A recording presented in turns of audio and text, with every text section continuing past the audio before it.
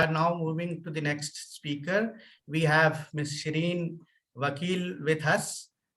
She is SHIREEN, if you are there. Yeah. Yeah. So, can you see me? Yes, yes. So we have Ms. SHIREEN VAKIL with us today. She is head of safety policy at Facebook, and she is head of safety policy at Facebook for the whole Asia Pacific region, and she is joining us from Singapore. And a lot of you might be knowing SHIREEN from your years of work and association with her when she was with Tata Trust and Save the Children. And we welcome you, SHIREEN, to enlighten us and talk about what safety provisions are there within Facebook for children, adolescents, and young people. You might have heard Dr. Gupta talk about various things. To let you know about your previous speakers, for Tushar, who had joined from Global IT Forum, he was also saying that we all need to work together because the criminals are kind of lot ahead, and the technologies, we need to invest a lot on the safety technologies, as there is a lot of money being put on the misuse side of the technology. There has to be a lot of investment and joint efforts being put on the safety side of the technologies. And if it is about technology, then one thing is good, that for the criminal side, the law is not on their side, the state is not on their side, the companies, or the well-known companies, are not on their side. What the well-known companies and the law enforcement and the law and the state is on the side, they are on side of children, they are on side of the young people, they are on side of safety. So welcome, SHIREEN, because we all know that Facebook is doing a lot and they are also on side of safety. We would like to hear from you. Over to you, SHIREEN. Okay, thank you very much, Ajay, and thank you for inviting me here.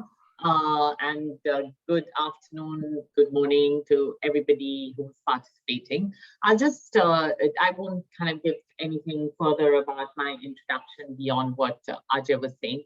I'll just share a few slides just to elucidate some of the work that Facebook, currently known as Meta, is doing on safety, which cuts across our platforms of Facebook, Instagram, and WhatsApp, and then soon to be coming up other things. So let me just try and share here. Can you see? Yes, it is. Yes, it is visible. Okay, I'm just trying to put it on full screen mode. Okay. So just to start with, we have a zero tolerance approach to child sexual exploitation. I just joined a little bit before, so I didn't hear all the other previous speakers, but I caught Dr. Gupta right at the end. As he said, it is very much why the law is there that kind of mandates companies to report any child sexual abuse imagery. Facebook has been working on this for several years now, over a decade.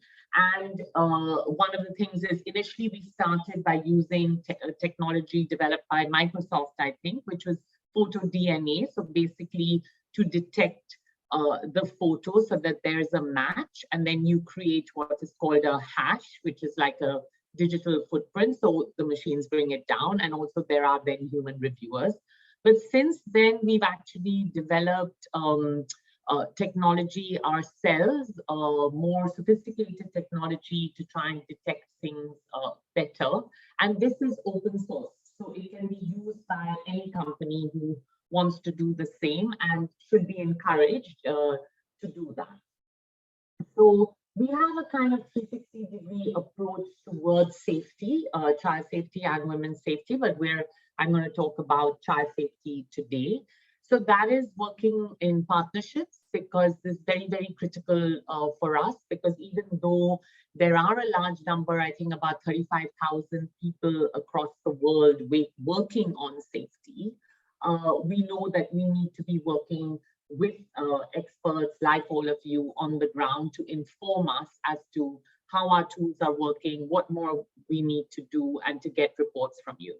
We have some specific policies on around child sexual exploitation, which basically means what we call community standards, which is basically what you're allowed to do and not allowed to do on our platforms.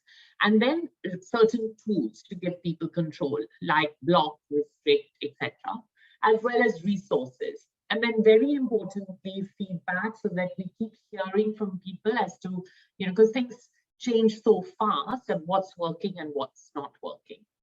So as I said, we have a diverse team of experts who are working to keep people safe. A lot of people from law enforcement, from legal backgrounds, etc., as well as then, more recently, people like me from the NGO child rights sector to help inform the work so that we can do the best we can to keep kids safe. We partner with over 500 safety partners across the world to constantly, and we have quarterly meetings, and in country we have separate meetings. So we have several partners, I think over 20 safety partners in India. And I hope that many of you are in touch with our team in India. And we also cooperate closely with law enforcement to protect children and make sure we're improving things and give them the information that they require, because as the other was saying, we are not a policing organization and we don't have that remit. So we could certainly inform law enforcement, but then it's up to them to do the work. So we have certain policies which are called our community standards and are available. You just go on the Facebook website, type community standards, and you will see them. So child sexual exploitation, abuse, and nudity, we have an absolute zero tolerance approach. So even if you, for instance, if it is to do with toddlers, if you post a picture of your own child, it will come down, because we don't want to take any chances, a nude, a naked photo. We also look at non-sexual child abuse, which means like corporal punishment, hitting, beating, shaking, slapping, all those kinds of things, as well as sexual child abuse, bullying and harassment, where there are detailed policies and standards, and suicide, self-harm, and self-injury. So this is an area that we do a lot of work on, and it cuts across, of course, both teens and adults. So some of the things that we remove are content, not just content that has sexual exploitation, but also advocates or tries to promote sexual exploitation of children, content that facilitates inappropriate interactions with children. And we take a kind of preventative approach. So we're trying to work on behavioral signals. So when we see that there are people who are contacting minors, giving them a warning, and based on the amount of times they're doing that, their accounts can be disabled. Contents that show minors in a sexualized content. So what we do is, it's not just the image, we also take the text or the emoji. So even if it's, and that's something that came from feedback from partners, because you can have a quite a innocent looking, picture of a child, and it's not sexualized, but basically then by the caption or the emoji, we know that it is kind of depicting them in a sexualized content. So unless it's for health or educational purposes, this is for older children, then we might keep it up, but that will depend on the human reviewer to see, as well as content depicting non-sexual child abuse or that promotes it. So one of the things that I wanted to just touch upon is the enforcement of these policies and guidelines. So we have a lot of proactive detection, which uses, of course, machines and artificial intelligence for something like child sexual exploitation. And then it is prioritized for review.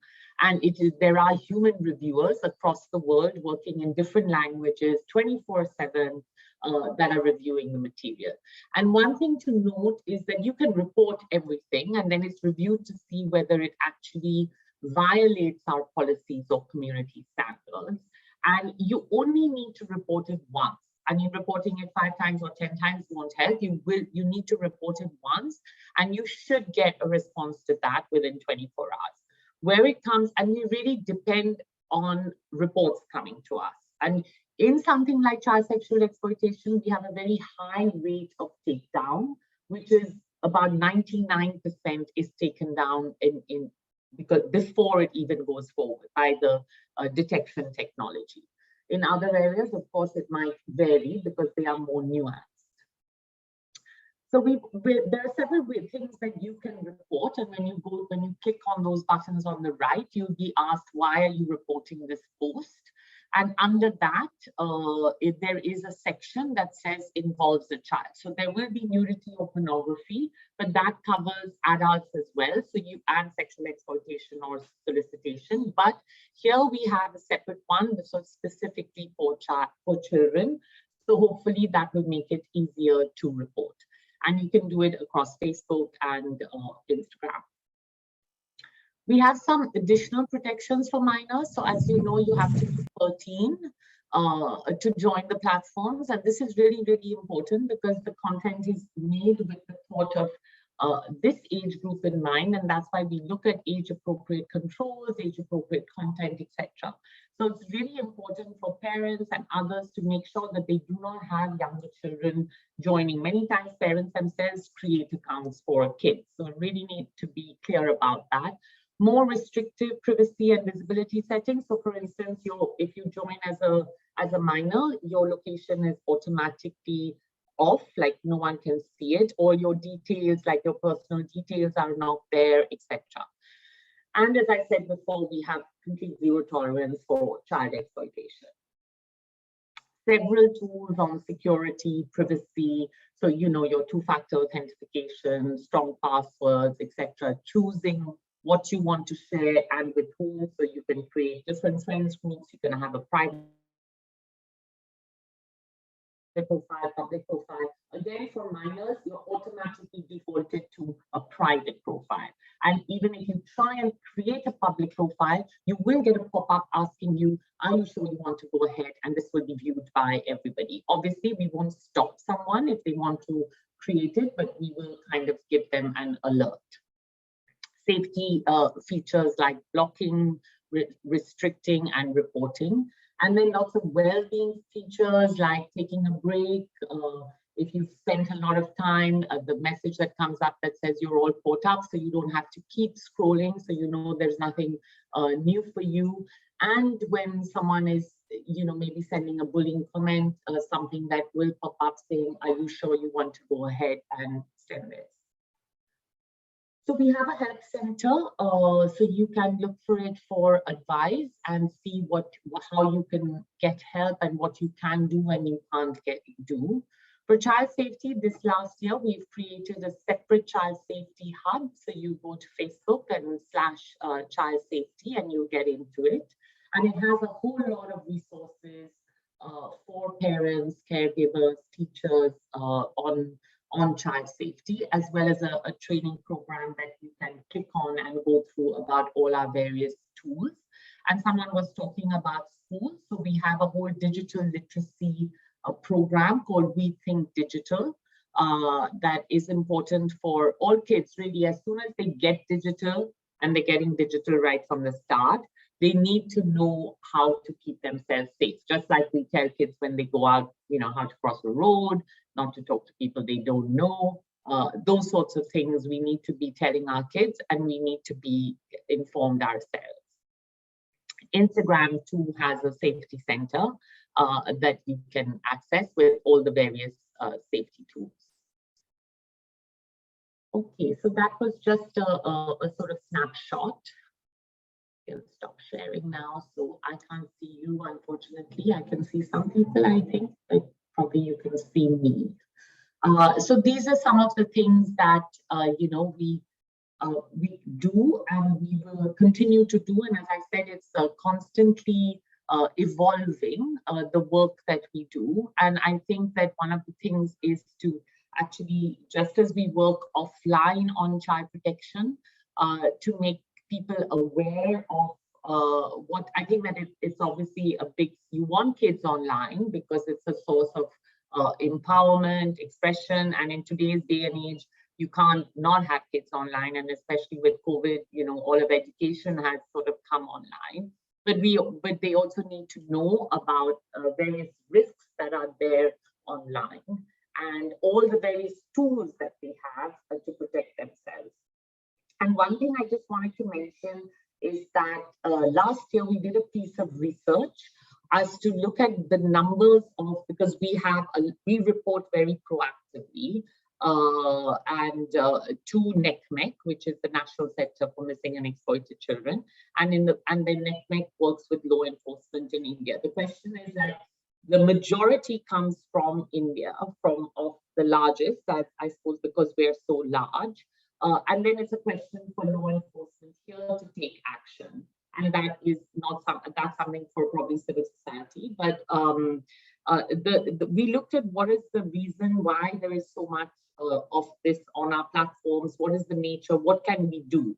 And what we found was that more than 60% of child sexual material was shared or reshared.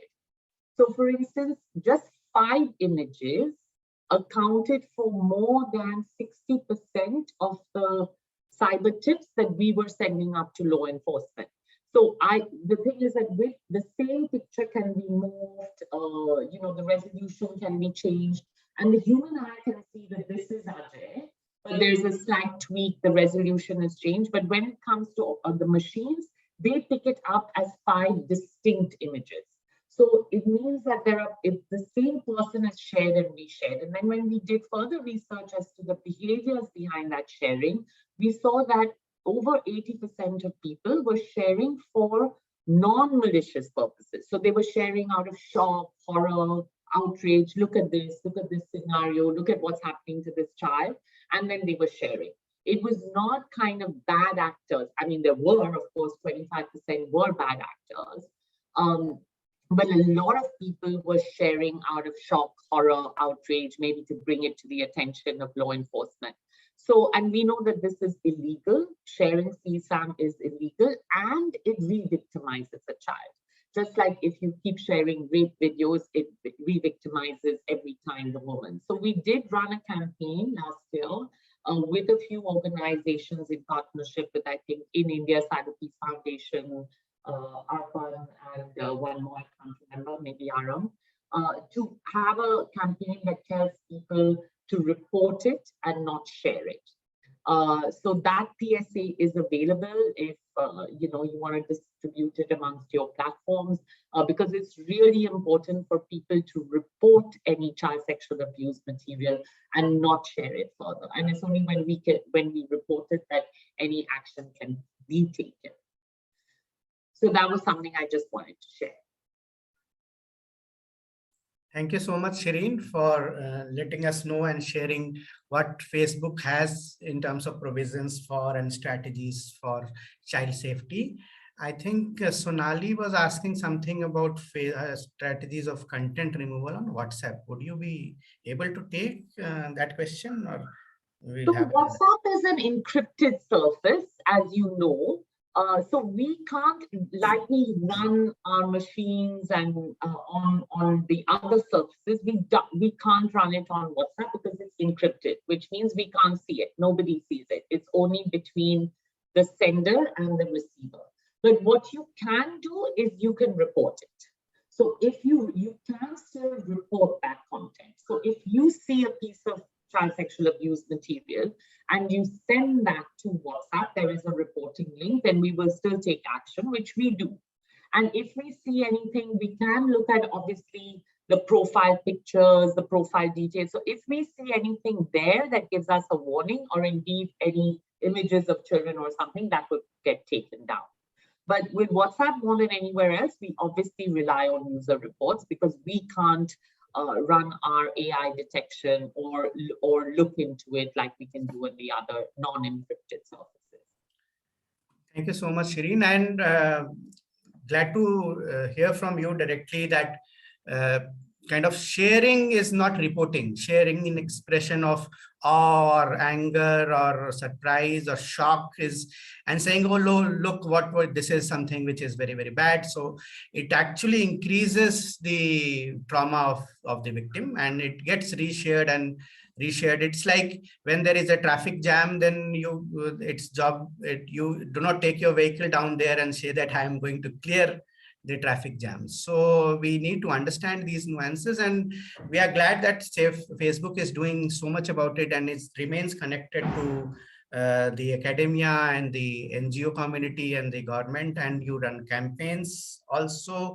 And very glad to know that you also listen to and take feedbacks from the users and the organizations that are working with the user and the children, so that you remedy it. So we are also, I think there has been a new feature on when there has to be a reporting. We used to ask people to take screenshot, but then I think there is a new feature on when somebody takes a screenshot, then notification goes to the person who is of whose page or whose profile the screenshot is being taken.